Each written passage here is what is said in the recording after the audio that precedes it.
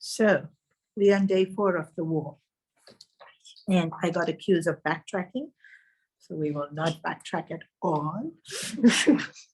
We'll only go forward. Day 4 of the war was somewhat eventful, not terribly eventful, but somewhat.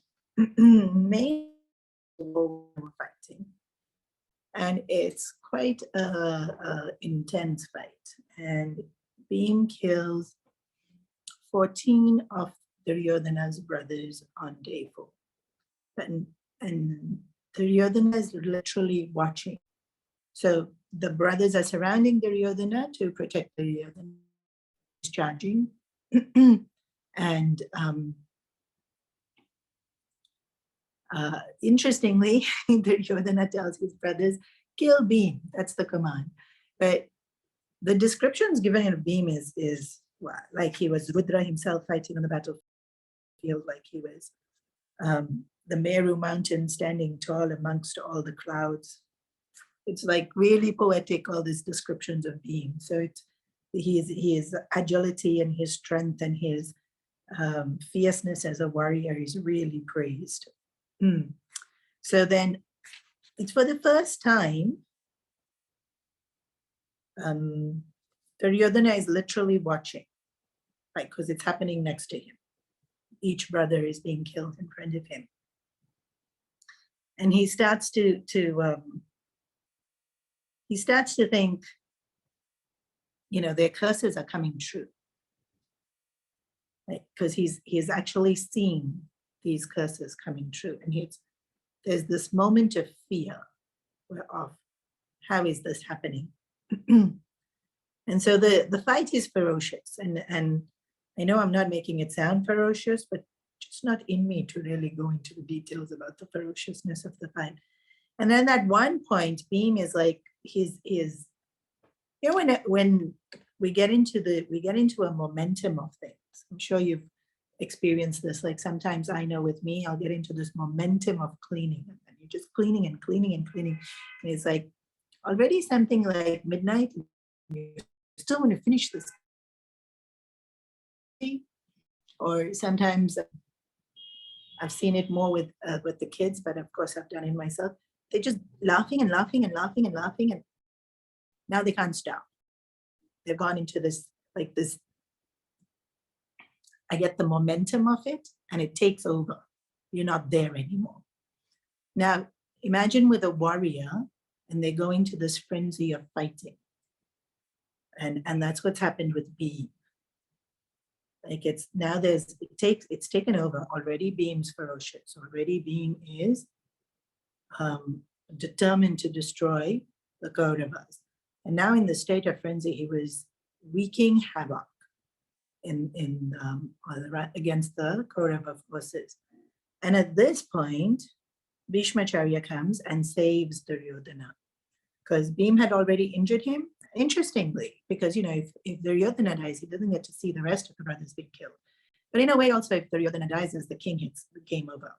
So, and Bhishma has, you see here also that Bhishma keeps his word. And I spoke last week about this keeping the word, and he's true to the protecting. And so, you know, just before day 3 night, so Dhritrashtra is listening to all of this happening on day 11, but it gets narrated from day 1. And as day 3 finished, Dhritrashtra is saying to Sanjaya in the palace that my wicked sons, what they did to Draupadi was terrible, and now they are bearing the fruits of their actions. And all of this is happening because of their bad karmas, and they have behaved unvirtuously. Who's saying this? Dhritrashtra, right? So now day 4, this happens, and Dhritrashtra hears that 17 of his sons have been killed. Duryodhana has been wounded. He's been pretty much insulted and embarrassed, and he had to get rescued by Bhishmacharya. And the gruesomeness of, you know, interestingly, like I've seen graphic novel style depictions of the Mahabharata. I don't know if you've seen them. And graphic novels, as the name suggests, is quite graphic, and they literally have heads and blood oozing and weapons lying and one hand here and then this. When you read the Mahabharata, that's factual. Like especially in this scene when they're talking about Bhim destroying Duryodhana's brothers, or the 100 Kauravas one at a time. It's like they're describing how the earring is still on the ear, but the ear is not on the head. I'm thinking, why am I reading this? But and of course, the reason is because war is so horrible.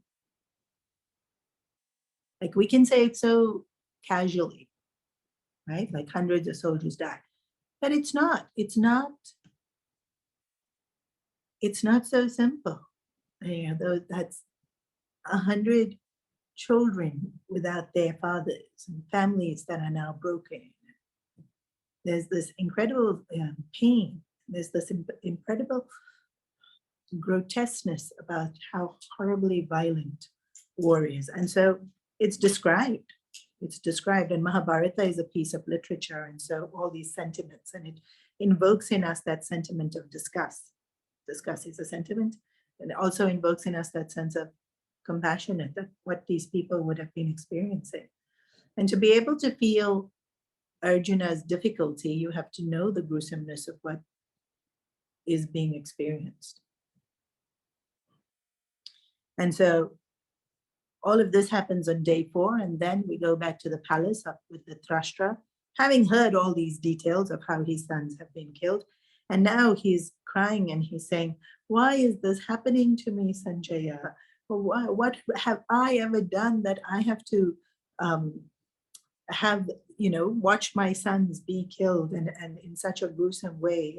And like just yesterday, he said, he remembered Draupadi, he remembered that his sons were, and the Pandavas are protected by Krishna, and Krishna is Dharma. And this is all the Dhritrashtra saying it, and then today suddenly it's all this lamenting of, life is so unfair, and my sons don't deserve this, and this is so horrible. And and this is what's incredible. I find incredible in the narration of the story is that it doesn't happen once, it happens all the time. The Dhritrashtra is like so upset, and Sanjaya says to him in like this plain, flat poker voice, this was all your doing. Why are you blaming Duryodhana? You allowed this war to happen. You've sent your sons to their death. Like, oh my God. Like even to hear that, how thick is the Dhritrashtra that he can hear that and he still doesn't stop the war? Like to hear that. And now what?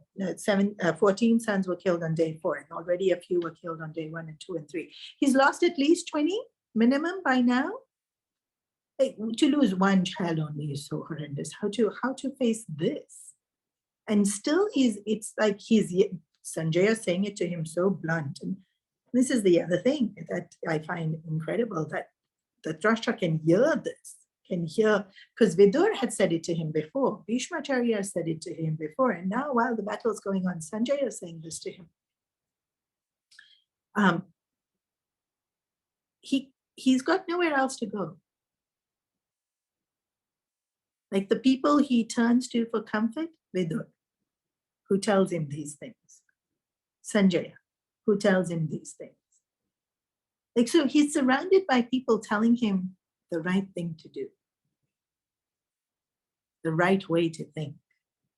And that's why he'll even say things which sound so amazing sometimes, because they're not his words, they're Vidur's words, they're Bhishma's words, they're Sanjaya's words. And that's why he'll say, after what they've done to Draupadi, of course my sons deserve to see their end in this war. And then it's only a matter of time when Krishna will be able to make all their Pandavas' vows come true. And he himself is saying this, but he's surrounded by these amazing people, and he has the right knowledge, and he's still so blind. And so again and again, I've said that the Dhritrashtra is the epitome of delusion, right? And each, like so many, the Jiva's journey, we know, but we don't know. We'll speak wisely, but we act foolishly. So many of us, right? All the time, we speak wisely, but we act foolishly. So if we see this in the court, we see the Dhritrashtra saying all of this to Sanjaya, and then Sanjaya being so blunt, and then Sanjaya will also get soft and say, yeah, you know, why don't you rest for a while? And then a little bit try and console the Dhritrashtra, like make him physically comfortable, but you know, really, how do you console someone when war is going on? There's no consoling. And after this has happened, so Duryodhana has faced this incredible onslaught from Bhim. So you know, he's had to fight, and it would be again, Duryodhana again also incredibly deluded. He really thought that they'll win this war in like a blink of an eye because their army was better, and Bhishmacharya is so powerful, and Dronacharya is so powerful, and he really he himself thinks he's so powerful. So Duryodhana thinks Duryodhana is incredibly powerful, and as a warrior, he's very decent, right? He's a very good warrior. But this overestimation of one's own worth, you see in Duryodhana. So he is capable, he is competent, but he thinks he's so powerful that he could destroy Bhim.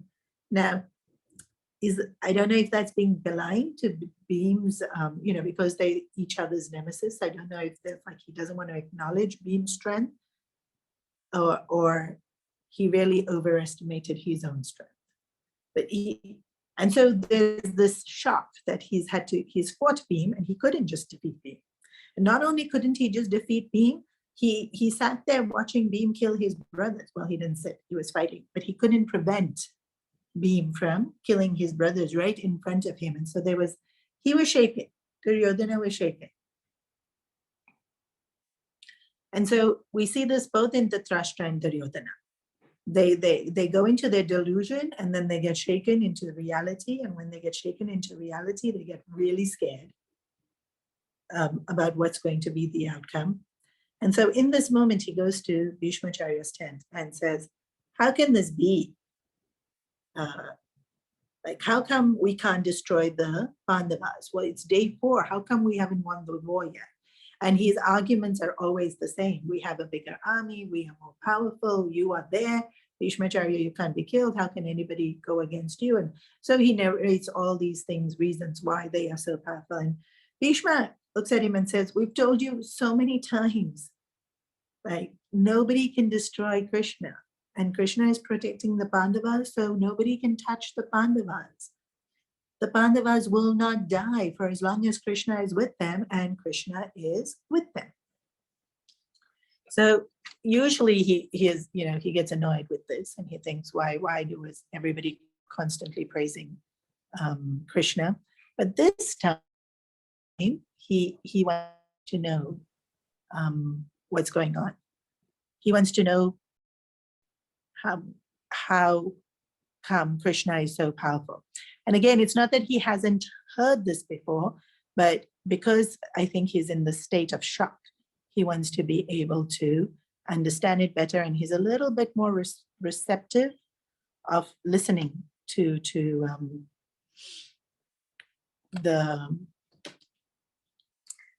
what Bhishmacharya has to say. So Bhishmacharya has already told him this several times over, but he this time he enumerates it in a lot of detail, and he says, I've told you before that when I was in the heavens with my mother Ganga, so now we're really going back,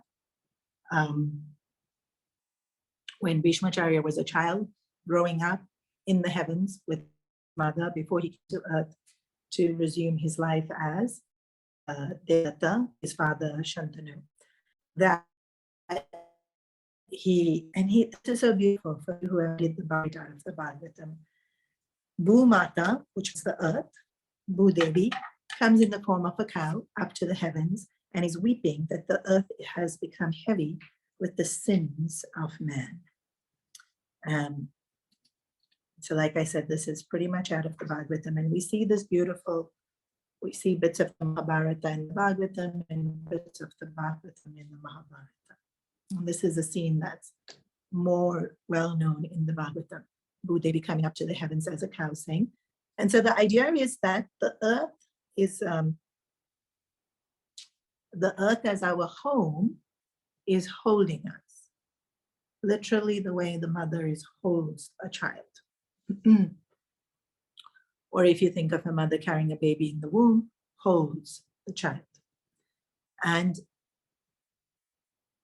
when we think negative thoughts or selfish thoughts, and when greed and desire and lust increase, we get heavier.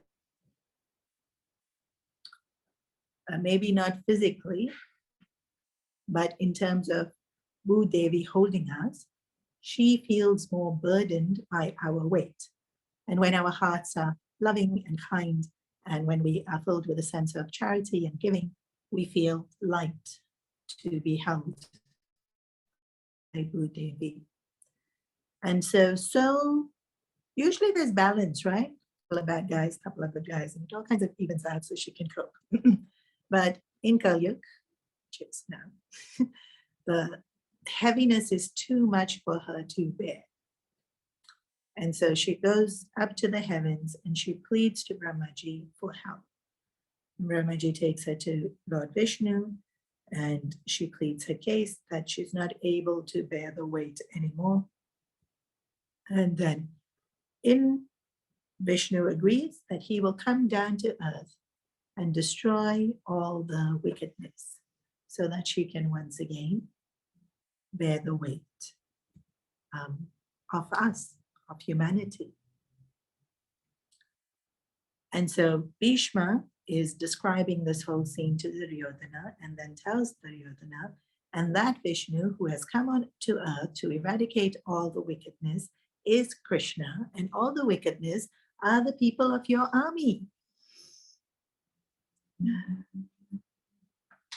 And you are not going to be able to kill the Pandavas because each of the Pandavas has been an Indra in one of the yugas. So the creation comes in cycles, right? So there's Satya Yuga, Treta Yuga, Dwapara Yuga, Kali Yuga, Pralaya, which is the end of the cycle, and then it starts again. It's literally like spring, summer, autumn, winter, and then you start again. Spring, summer, autumn, winter. It's a cycle. But this is a cycle of creation. So there's nothing, the universe is kind of empty, and then bang, all the planets, everything come out, and then everyone is born, and everyone is living, and everyone is beautiful, and then they get less beautiful, and they get, and then they get, then they all get destroyed. And then it goes back to, okay, after they've rested and they've been cleansed of their sins, they come back again, tongue, bang, fury, all of the rest of it. So every time there's this cycle, there has to be a Brahmaji, there has to be a Vishnu, there has to be a Shiva, there has to be an Indra, there has to be an Agni, there has to be a Vayu. All the positions have to get taken up, right? Like in a committee every year, it's dissolved and then you vote again. Who's the president? Who's the this? Who's the that? So Yudhishthira was Indra once in one of the yugas. Bhim was Indra once. Arjuna was Indra once. Nakula was Indra. Sahadeva was Indra. Which to be Indra, you would have had to have done so much punya. And so each one is a highly evolved soul that has served a significant role in the cosmic play of things. And they all under the protection of Krishna. Because they incredible souls that are being willing to be used the way Krishna wants to use them. And so who's saying all this? Bhishmacharya is saying this. How does he know? He was there. Right? This is not hearsay. It's written in the book. Someone said, my grandfather used to tell us this. No, he's the grandfather. He was there. Right. Even earlier today, somebody was saying something about Pakistan, and one of the aunties that was here, she remembers because she was there. She was old enough to actually be there during the partition. Different to us hearing stories. Bhishma was actually there, so he recognizes who Krishna was, and this is true. Bhishma's love for Krishna is amazing. And so this is interesting. This bit is interesting because Duryodhana answers, are you sure? Are you sure what? Krishna is God. And then this is where you see this incredible difference. Bhishma is fighting on the side of the Kauravas, but he chooses Krishna every time. Every time, even last week when I told you, when the battle was happening and Krishna came charging towards him, he chose Krishna. Like, if Krishna wants to kill me, yes, kill. Yeah. And when Yudhishthira came to him for seeking blessings, he said, may you be victorious. Krishna is with you, you will be victorious. Bhishma chooses Krishna. Duryodhana is filled with, well, in the Mahabharata, they say ignorance. But maybe a better word would be doubt. He's filled with this doubt. Like, really? Is he? But because he's had this horrendous day of watching Bhim kill all his brothers, there's a little bit of willingness to, okay, Krishna's God, if you're saying so. I'm not so sure. He looks like a normal person to me. Well, not normal. Okay, he's very skilled and he gets a lot of things done, but I mean, he's still a person at the end of the day. But if you're saying he's God, okay, I'm willing to try, and give you the benefit of the doubt for saying that. But if he's God, how come he doesn't like me? Why is he only fighting for the Pandavas? Which is valid. God's impartial, right? God loves everyone. And so Duryodhana tells Bhishma, please describe Krishna a bit more to me. So I want to see if he's really God. Now, the section is beautiful because Bhishma is describing this whole incident that happened in the heaven and the beauty of Krishna, and everybody else listening, because they're in the middle of the war. There's so many people sitting around listening to this conversation. Everybody else is now highly devoted to Krishna. Only our Duryodhana, very special, is not willing to listen. But we find that, right? And even each one of us will be like, yeah, but really, oh no. Like, if he's so great, why isn't he helping us? Again, even the other day, somebody else was saying it's his fault COVID exists. Whose fault? Krishna's. Don't blame any country, USA, China, this one. Whose fault is it? It's Krishna's fault. I find it highly amusing that this person was saying it with such conviction. I loved that she attributed everything to the Lord. That bit was really nice. And then she looked at me accusingly, like, why isn't he doing something about it? I love the way I get blamed. Like, what did I do? I'm simply sitting here eating my paneer. Why are you screaming at me? I said, it's not Krishna's doing. It's our karma's doing. But we'll have this done. Like, if he's so powerful, why isn't he just fixing everything? And if he's so powerful and impartial and loving, and why isn't he loving me? Like, if he's giving everybody else has, good job, I don't have good job. Everyone else has nice car, going on holiday, I'm not going anywhere. We'll have this feeling, like the sense of he's unjust, in whichever way it is, right? Like, whether it be a relationship, whether it be money, whether it be. So I wanted to read out this section because it's beautiful. So Bhishma describes Krishna, and he gives each one. Narad Muni says this, the Vyasa says this, Markandeya says this, Parshuram says this, and all of it is that he's the incarnation of divinity, his love, his equipoise, his knowledge, his dharma. He is everyone's well-wisher and friend. But you, Duryodhana, do not see him as such. Because, and wait, this is Bhishma telling Duryodhana, you do not see Krishna as your well-wisher And for this reason, I consider you a Rakshasa. Like, whoa. Like, talk about insult. Although Bhishma is telling his grandson, and it's really not an insult. This is what I mean. Dhritrashtra was able to hear crazy things from Sanjaya, like it's your fault your sons are dying. And Duryodhana is listening to Bhishma say, you are Rakshasa. But how do they hear these things, man? Their skin must be so thick. I'd be weeping already. I'm weeping for them. Like, I'm feeling bad for Duryodhana, and I really don't like him, as you all know. Like, but likes and dislikes aside. And so this is a definition of Rakshasa. Definition of Rakshasa? Have you all worked out what the definition of Rakshasa is? What? If you do not consider God as your well-wisher. So, are you Rakshasa? It's so cute. You like the Bhaviyar kids. No, I'm not a Rakshasa. Do we doubt he's looking after me? We don't understand why he does what he does. We don't understand why he does what he does, but we don't doubt. Yeah, well, you maybe, but lots of people doubt. And then, interesting. So is it so? This is why people think it has to be blind belief, but it's not. Right? It doesn't have to be blind belief.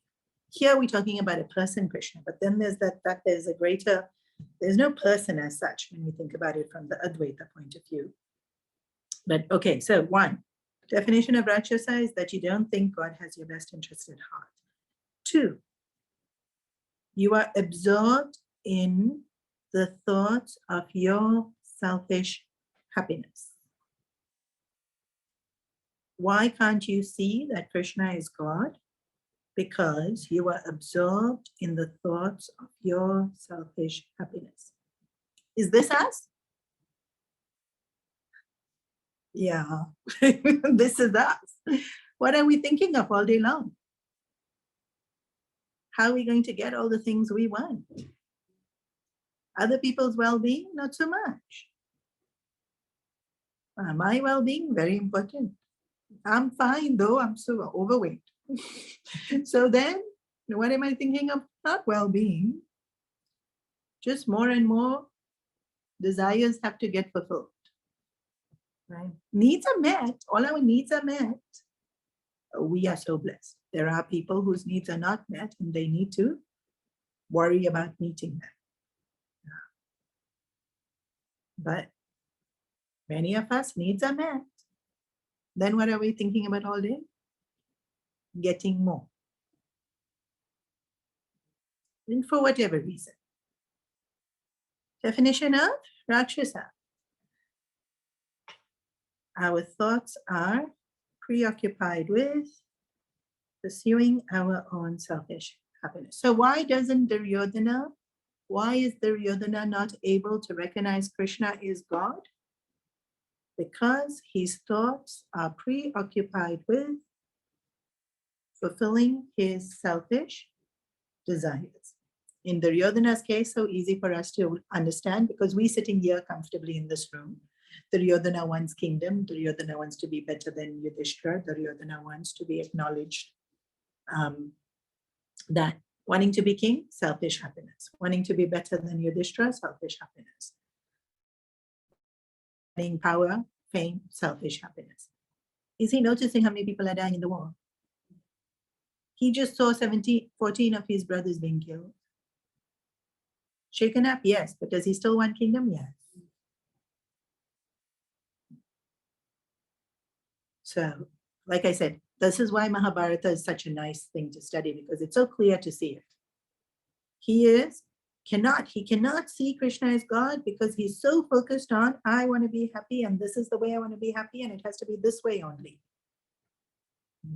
Selfish.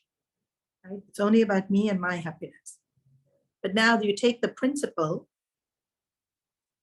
we cannot see God if we are continuously thinking about the pursuit of our selfish happiness. Now that becomes a formula. Can you see God? And then if you want to know why, aha, because Bhishmacharya says, because we are thinking about how we can fulfill our desires, then we cannot see God. And then Bhishmacharya says, only those who are free from lust, greed, and anger, those who realize themselves to be eternal servants of the Lord, can know to know him. This is straight after Gita. Dhritrashtra. No, sorry, wrong verse. Which chapter it comes in? I think chapter 14, where there's 3 gates to hell. And these are the 3 gates to hell: lust, greed, and anger. Personally, I would add fear, but Krishna didn't say that. He said this, and Bhishmacharya says this: lust, greed, and anger. So, why can't I see God? Do I have lust, greed, or anger? All 3, then problem. Even if you have 1, cannot see God. So, so we'll see that in the midst of all the stories, there's all these beautiful dialogues. So Duryodhana goes back to his room, having heard all of this. And Bhishma has said it not for the first time, he has said it for the 300th time, hoping that Duryodhana will finally understand and stop the war. And he even says that, so my child, please, hand back the kingdom to Yudhishthira. And so Duryodhana was willing to listen, and then the minute Bhishma says, so my son, please hand back kingdom to Yudhishthira, no.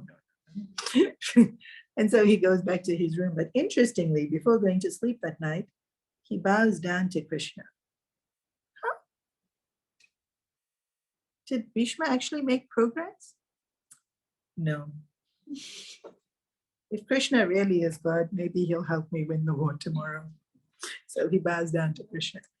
And then again, that's so many of us. No, I don't really believe him, but in case he exists, this is what I want. Please help me get it. And so it's just reinforcing that I can't see him because I am so invested in pursuing my desire, what I consider will make me happy. That was day 4. Wow, so long. Actually, we've covered it in not that much amount of time. But day 5, 6, and 7, nothing very interesting happens. Well, lots of people die, but nothing very interesting happens. And there's a lot of repetition of. So the general theme that was happening is Dhritrashtra wants to kill Dronacharya. So Dhritrashtra will try and find Dronacharya on the field and then try and attack him. And then all these people will come and protect Dronacharya from Dhritrashtra. And then Bhishmacharya would run havoc in the field, and then only Arjuna would come and stop Bhishma. And then the other thing was they would constantly try to attack Yudhishthira. Who's they? Dronacharya, Kripacharya, Jayadratha. These are all the people on the Kaurava side. They would try to attack Yudhishthira. Why? Because if you kill Yudhishthira, the war is over. But Arjuna would always come to protect. Bhim would always come to protect. And Satyaki. Satyaki is very key in the way that the battle goes. Who's Satyaki? Krishna's cousin? Cousin. Krishna's cousin. Yadava lineage. And then there was the 5 Pandavas, each had a son with Draupadi. I haven't learned their names. Mini Pandavas. They protected Yudhishthira very, very skillfully and very loyally. And the way they even in the way they described, you can see the affection that Vedavyasa has for these kids. It's the way the Pandavas would talk about their sons. So this was pretty much happening every day. They tried to kill Yudhishthira. and Dhritrashtra was trying to kill Dronacharya. And Bhim, of course, was just out to get anyone. And very often it would end up Bhishmacharya against Arjuna because they were equally matched. Now, day 8 is significant.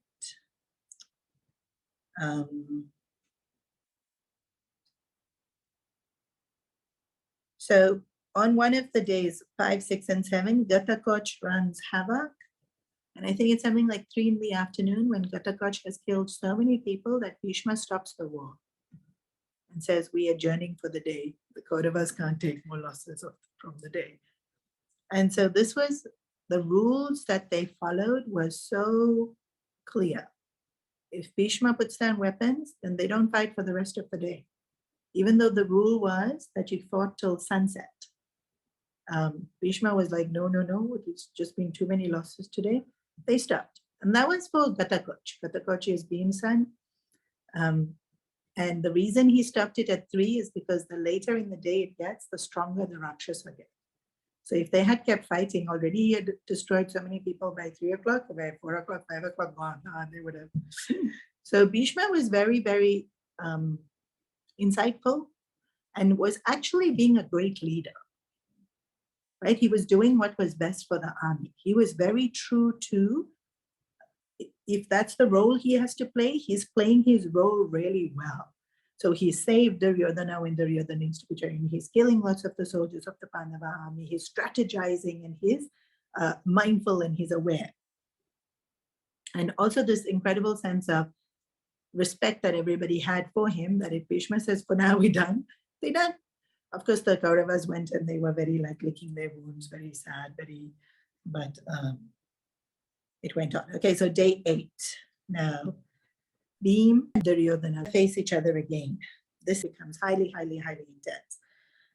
The description is very, very, very gruesome of how the fighting happened. But in summary, Bhim kills 17 of Duryodhana's brothers. He attacks Duryodhana as well. Oh, wait, sorry. And while all of this is happening, while Bhim is attacking Duryodhana and these 17 brothers of Duryodhana, Duryodhana gets, he gets, what's the word? Desperate. And so he calls a Rakshasa by the name of Alambasa, who Bhim killed Alambasa's brother. You know that cart of food in that village story? And then Bhim killed that Rakshasa who was eating the people from the village. That was this dude's brother. So this dude's very upset that his brother got killed by demons. So he joined Duryodhana's army to fight against basically Bhim. So now Duryodhana's fighting Bhim, not coping well, calls this Asura to help him. Airavan is Arjuna's son, born from the Naga kingdom. Remember Arjuna was dragged into the water? No, we didn't do that story?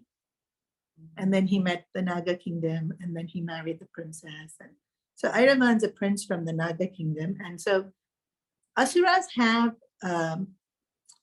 the skill of, it's very cool actually. They make you see what they want you to see. So suddenly you are seeing mountains, or suddenly you are seeing what you're standing here in this room, but you're seeing whatever they want you to see. So Asuric quality is delusion, right? That you're not seeing clearly. And so this is their power. Asuric power is that they manipulate the mind. So they fight. So when they fighting, it's not just arrows. They fighting your mind. So Alambasa is Asura. And he's fighting using Asuric powers. And Airavan is from the Naga kingdom, and he can match that. So he can see through the Asuric delusion, and he can create delusions of his own. So the Asura will also not know now what's real or not real because he's already created it.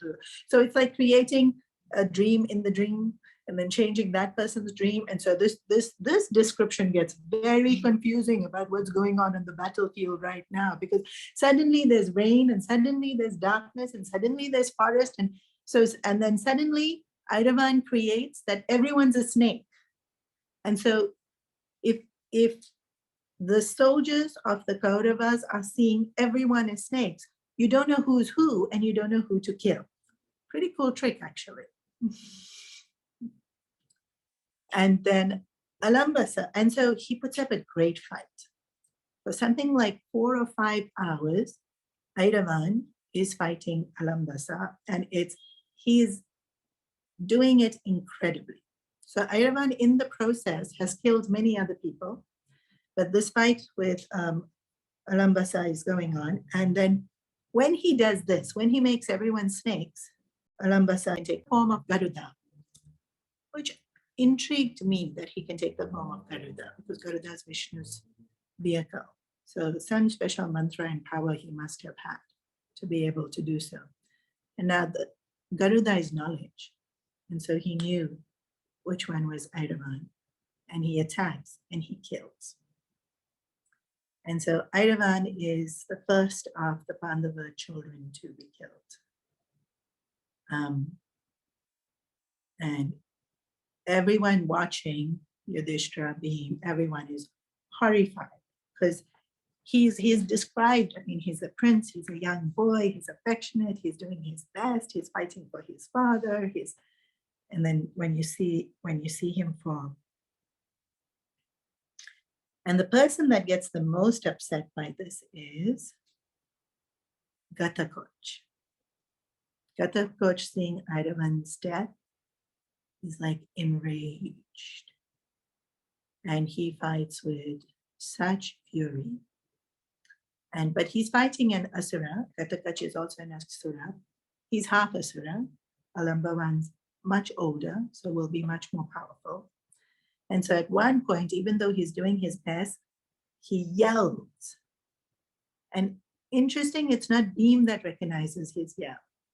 It's Yudhishthira.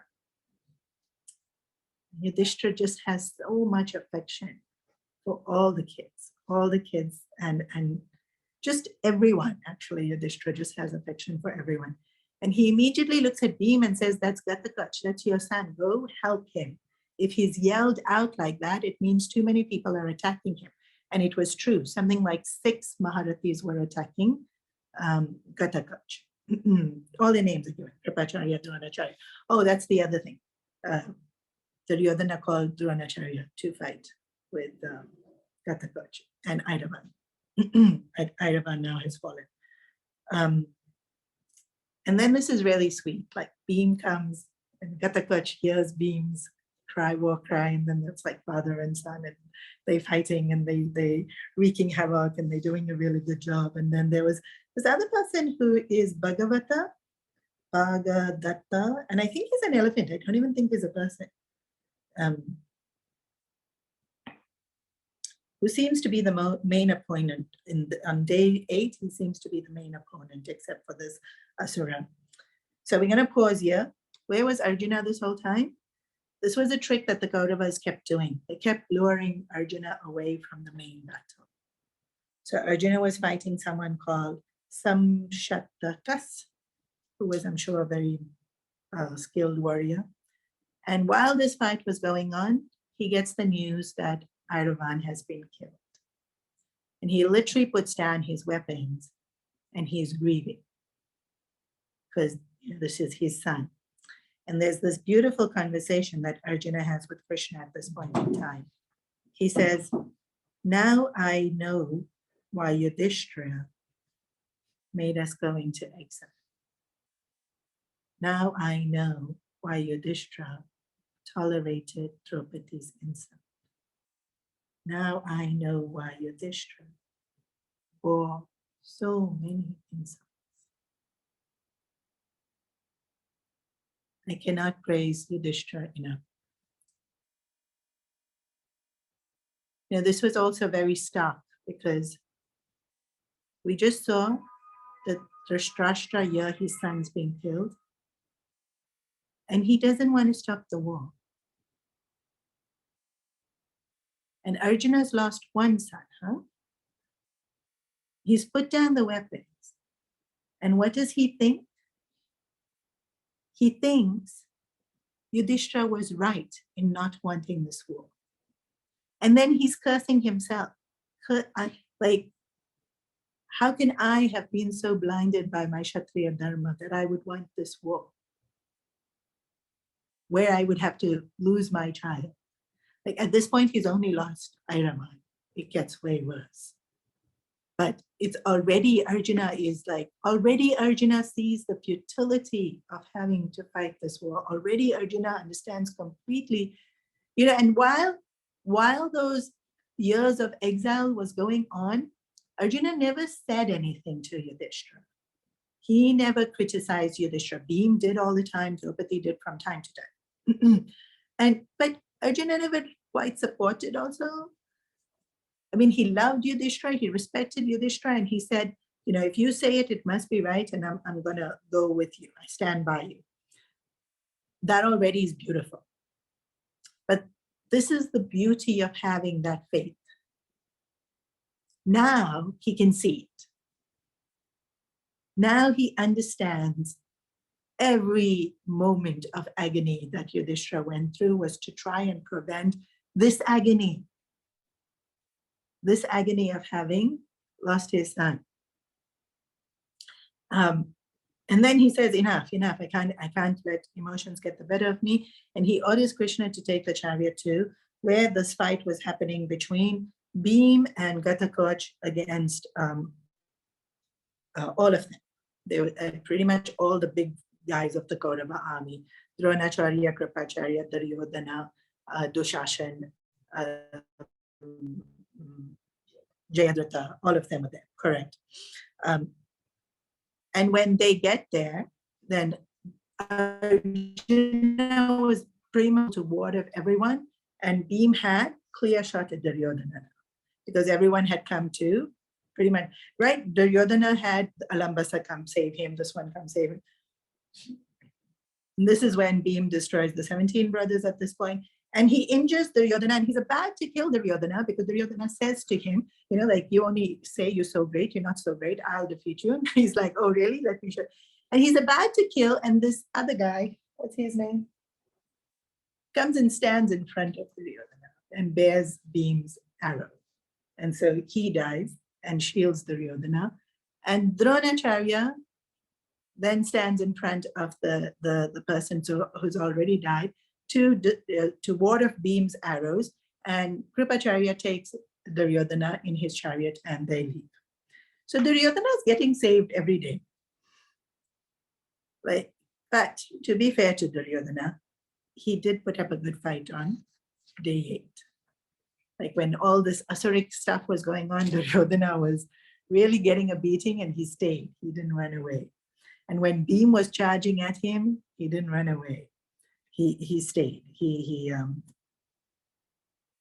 did his best. Then at the end of day 8, again we go back to, and again Duryodhana has had such a horrible day. He's crying. Then Karna comes into his tent, and Karna says, how are the Kauravas faring? Are we making our enemies cry, to that effect? And Duryodhana's crying, so no. And then Karna says to him, tell Bhishma to step down and let me fight. I will destroy the Pandavas for you tomorrow itself. Karna says this, knowing full well he can't destroy the Pandavas.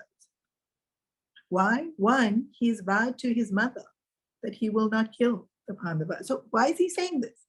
2, Karna knows that Krishna is protecting the Pandavas and they can't be killed. But he says it.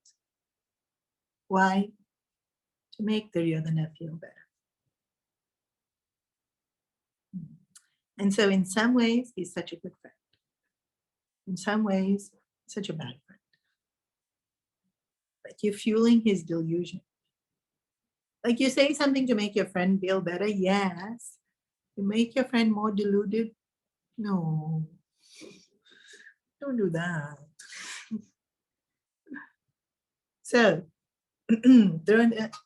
Duryodhana goes to Bhishma and says, step down and let Karna fight, because you not doing a good job of killing the Pandavas. Like the guts to even say this to Bhishma.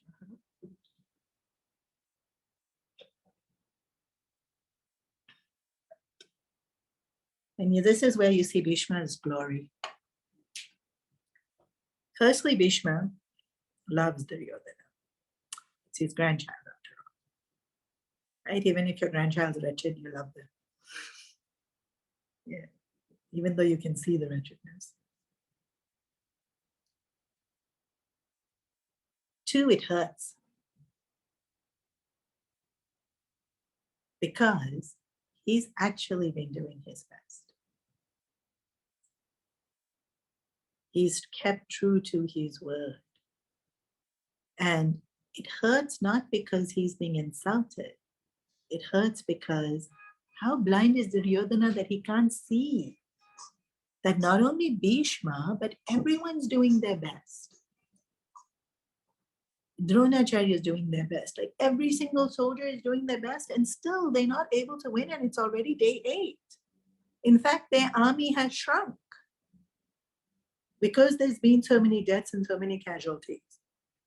So then lastly, it's like, how can you want to replace me with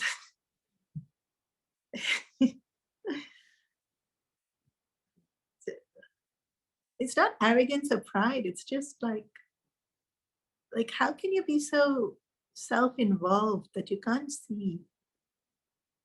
Because in fact, Bhishma was protecting the Kauravas. The day Bhishma falls, everything turns sour. Like, how are you not able to see that? Like, just how blind are you? It wasn't pride or arrogance at all. It's like, who you want to replace me with? You. Not that Karna was, what's the word? Karna could not protect everybody else. Bhishma was protecting everybody. Karna is not going to be able to do that. He doesn't have the same standing. He doesn't have the same tapasya charya. Bhishma has so much stuff. My God, he's been alive for 500 years. His tapas started when he lived up in the heavens and studied with Brahaspati. The vows that he has taken and he's adhered by.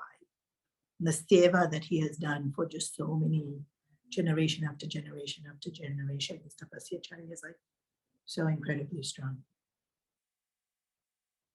So back and forth, this, Duryodhana says horrible things. And then basically Duryodhana is sitting although Duryodhana does sit at his feet, which is a nice thing. Duryodhana is looking up at Bhishmacharya sitting at his feet saying, won't you help me? Please do something. And then Bhishma says, how many times have I told you no one can kill the Pandavas? How many times have I told you Krishna won't let it happen? And he says, no, you don't love me. Who's saying this? Duryodhana. Like, so like he never grew up. You don't love me. You love them only. That's literally, he doesn't say those many words, but that's essentially what he's saying. So Bhishmacharya says, fine. He takes out 5 arrows from his quiver. He sits in meditation, and you can feel the energy around him change. And he's collecting all the charge of his tapasya charya that he has built up over all the years. And he chants a mantra and he infuses it into these 5 arrows. And he says, I have taken all the tapas that I have done and chanted the mantra that these 5 arrows tomorrow will kill the 5 Pandavas.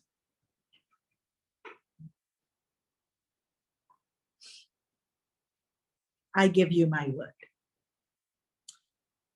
Now, if Bhishma has given his word, he keeps it. This we know. Like this we don't doubt. And Bhishma's words come true.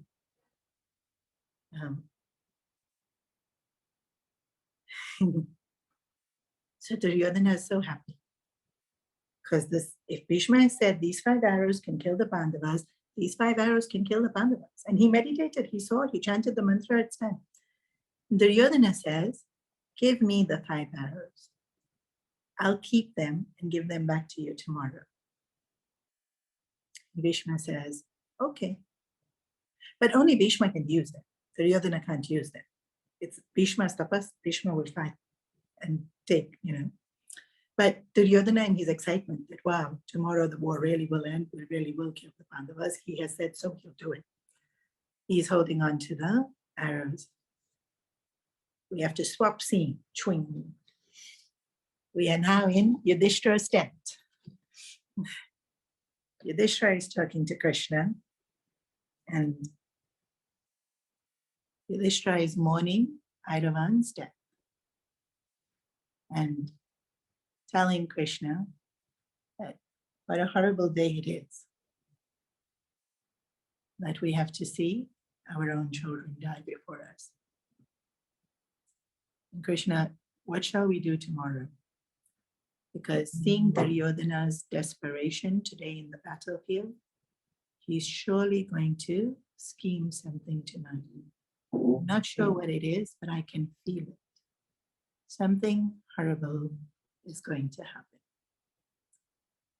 Krishna help. Yudhishthira is far more eloquent. I've simplified what he said. Krishna is half listening to Yudhishthira. Yudhishthira can also read omens, right? So Yudhishthira is very aware that something is happening. He's also very aware that Duryodhana is desperate. And Krishna is looking at Arjuna. So Yudhishthira said that. Krishna half heard Yudhishthira. Now he's looking at Arjuna. Arjuna is sitting alone, looking at Airavan's body. So they would be brought back, they would be cleaned up, and they would be given a proper cremation. The prayers would be done for them. And incredibly handsome. The Naga people were very, very beautiful. Very beautiful. And he's reminiscing that, you will. When we lose people, we remember he did this, he said this, he used to do this. And there's tears trickling down his cheeks. And Krishna comes and puts his hand around Arjuna and says, he died as a Kshatriya in the battlefield. He has attained the heavens. You no longer have to grieve for him. But you do have to do something now, Arjuna. Remember, Duryodhana owes you a boon. And Arjuna takes a moment or two to focus and come back and recalibrate what Krishna is saying. So do you remember Duryodhana and all of them went into the forest to have a party to show off? And then the Gandharva caught Duryodhana and hung him on a tree. And then Arjuna and Bhim came and saved Duryodhana from the Gandharva and brought him down from the tree. And at that time, Duryodhana promised Arjuna a boon. Ask me whatever. And Arjuna laughed and said, as if I'll ever need to ask you anything. But I'll keep it in mind. So Krishna's hand is around Arjuna, saying, Duryodhana owes you a boon. Arjuna's looking at Krishna thinking, yes. And Krishna says, Duryodhana is in custody of 5 arrows. Go across right now, claim your boon, and go and bring those 5 arrows to me. Arjuna says, whatever you say. Takes up all his armor, because when they cross the battlefield to go to the enemy camp, they have to take off their armor. Remember the first day when even Yudhishthira went to get blessings from Bhishmacharya. Takes one of the horses from the chariot, rides across the battlefield. Everyone gives him way because he's come without armor and weapons.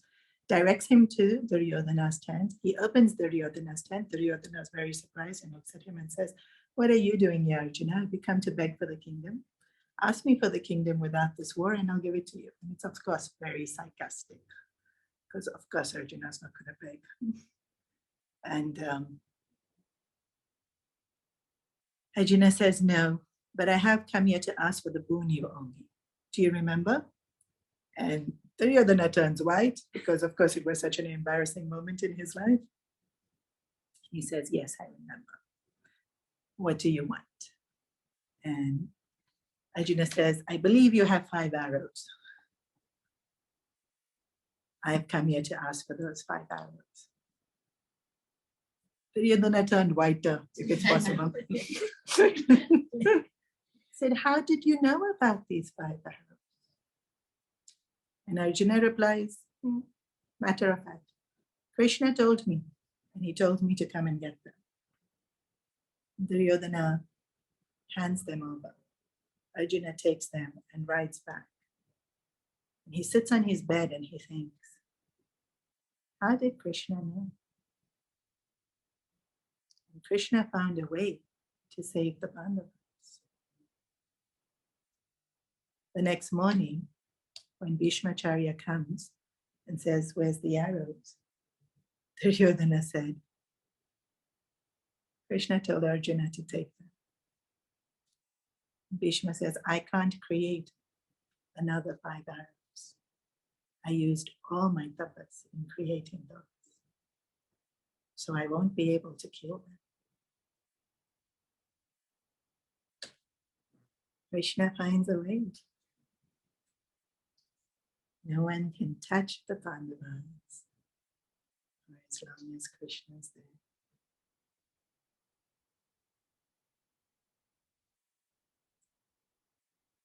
Duryodhana is starting to see.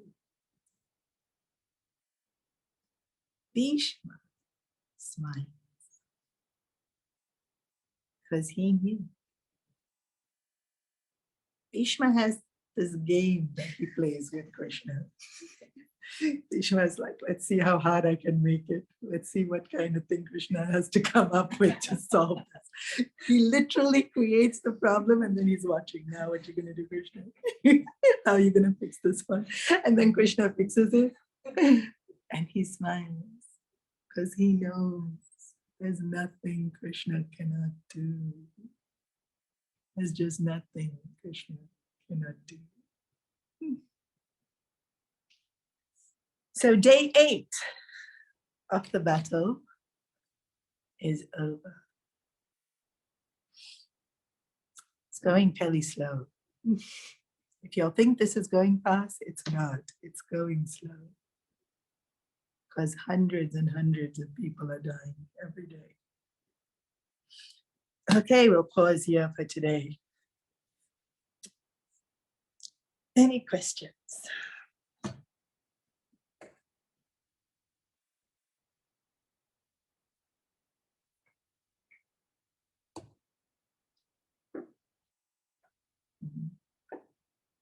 Did anything happen to the 5 arrows without finished?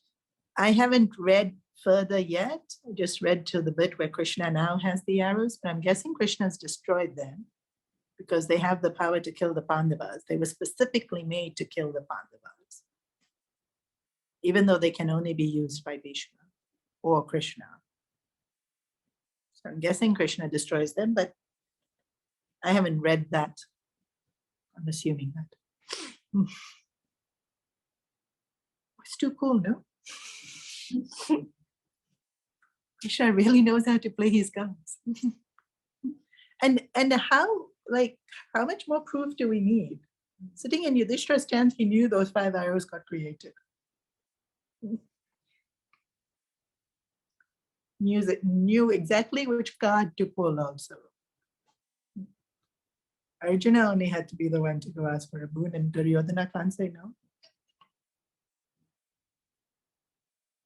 Even if Duryodhana had tried to say no, Bhishma wouldn't have allowed it because Dharma is being adhered to as long as Bhishma is there. Because Bhishma knew, right? They went to the forest. He got captured because he almost killed himself and all of that. All that natak happened. Everybody knew.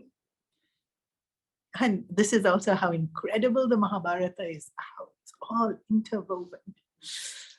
It's just so brilliant. Like that's such a random incident just to show how arrogant Duryodhana is, but no. He had to have made that mistake. Like every mistake you make comes back to bite you. Like he could have won that war, but he made that mistake. That was Karna's idea. It was Karna's idea to go. Yes, and Karna ran away. When the Gandharva captured Duryodhana, Karna didn't feed Duryodhana, he ran away.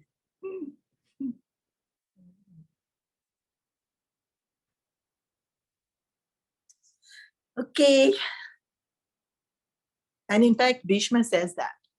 When Duryodhana went to Bhishma's tent and said, get the army to be Karna, Bhishma remembers this incident and says, that same Sutta, meaning Sutaputra, who ran away when you were captured, you want me to give the army to him?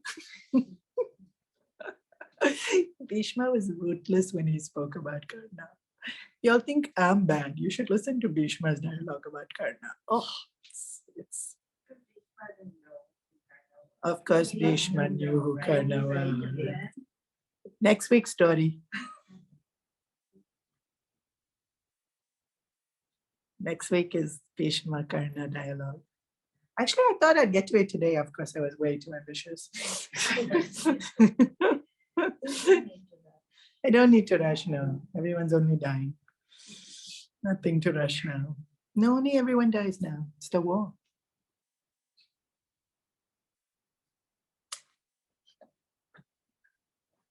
Oh.